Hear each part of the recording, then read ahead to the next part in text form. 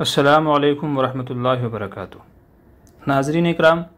سعودی عرب نے تبلیغی جماعت پر جو پابندی لگائی ہے اور ان کو بدعتی، گمراہ اور بہت ساری خرافات کی ایجادات کرنے والا جو بتایا، پوری دنیا میں اس کی شدید مذمت ہو رہی ہے اور عرب حکمرانوں سے یہ مطالبہ کیا جا رہا ہے کہ وہ اپنے اس بیان کو واپس لیں اور تبلیغی جماعت پر جو یہ الزامات لگائے گئے ہیں ان سب سے برات کا اظہار کریں۔ آج 12 دسمبر کو اس سلسلے میں دارالعلوم دیوبند نے، جو ایشیا کی عظیم الشان درسگاہ ہے اور جس نے ہر موقع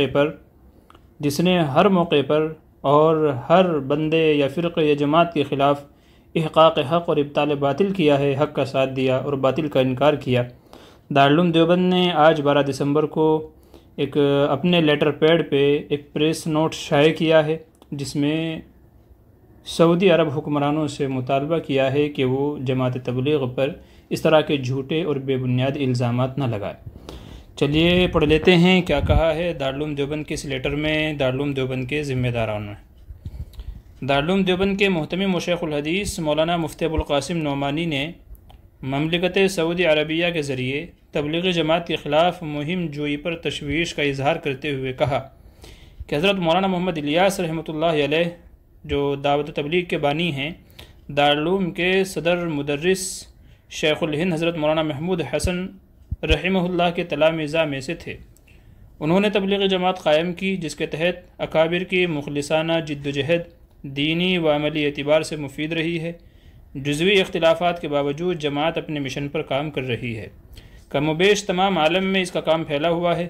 اس سے وابستہ افراد اور جماعت کے مجموعی مزاج پر شرک و بدعت اور دہشت گردی کے الزام قطعی بے معنی اور بے بنیاد ہے۔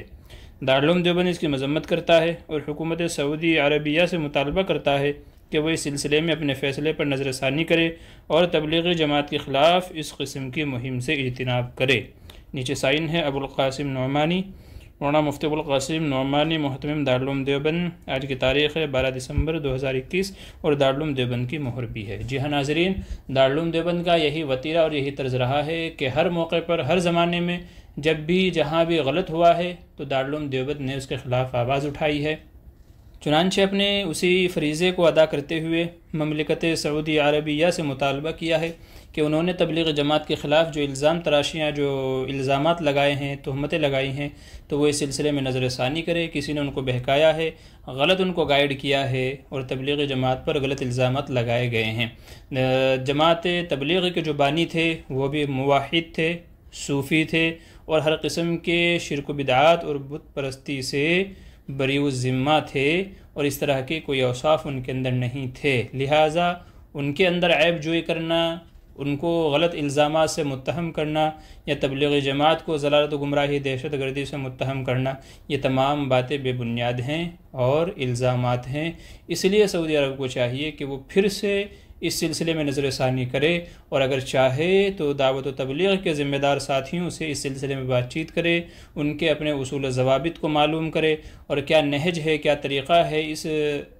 تحریک کے کام کرنے کا، اس کو سمجھے، مکمل طریقہ سمجھنے کے بعد میں پھر دوبارہ فیصلہ کرے۔ ہمیں امید ہے کہ وہ جب وہ گہرائی سے اور گہرائی سے اس جماعت اور اس تحریک کے مقاصد اور اس کے طریقہ کار کو جانیں گے تو انشاءاللہ ان کے اوپر حق واضح ہو جائے گا کہ یہ جماعت حق پر ہے اور جو الزامات لگائے گئے ہیں وہ قطعاً اس کے اندر نہیں ہیں۔ تو مملکت سعودیہ کو چاہیے کہ وہ جماعت کے ذمہ داران سے رابطہ کرے، ورنہ تو پوری دنیا میں اسی طریقے سے شدید مذمت کا سامنا کرنا پڑے گا۔ اور یوں کہہ لیجئے کہ مملکت سعودی عربیہ جو اپنے آپ کو ایک اسلامی ملک کہتا ہے اور جس کے حکمران اپنے آپ کو خادم الحرمین و شریفین لکھتے ہیں،